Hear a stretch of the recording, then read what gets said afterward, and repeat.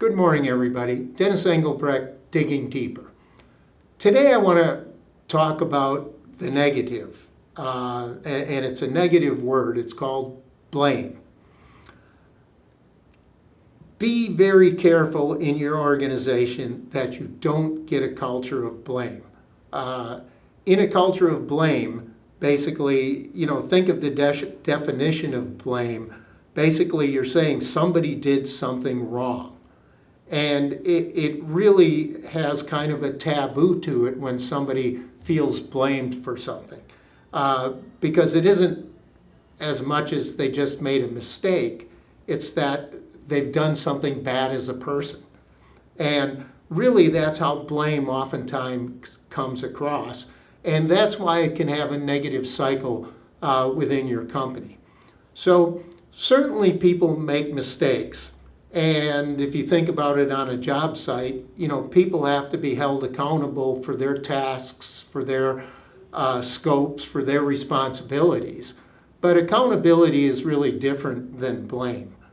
Blame is sort of that direct, you've done this and it's your fault and this is hurting us.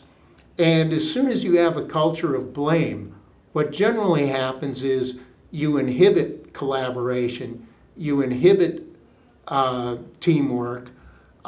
Mistakes are oftentimes hidden and bad news is submerged because people don't want to get their spanking, so to speak.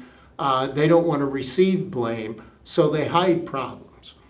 And among all the things that you can have and be successful in construction, it's problems that get submerged or kept under the table.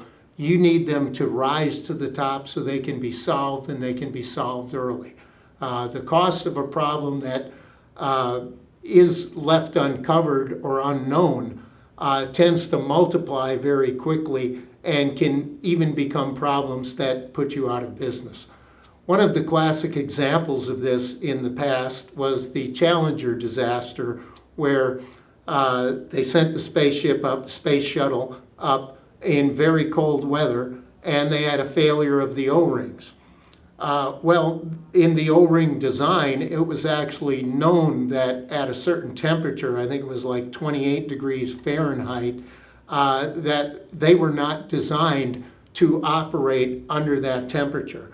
Now, the takeoff temperature, as I understand it, was very close to freezing, and the engineers knew that this was a dangerous temperature for the spaceship to take off.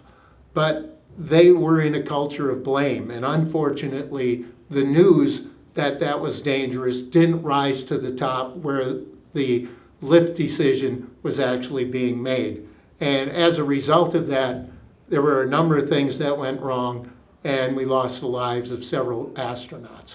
Now, that's sort of extreme, but it is an example of how a culture can sort of grow in the wrong direction, and blame is oftentimes the reason for that. In a culture of blame, problems do not rise to the top, and that can inhibit your success as a construction company.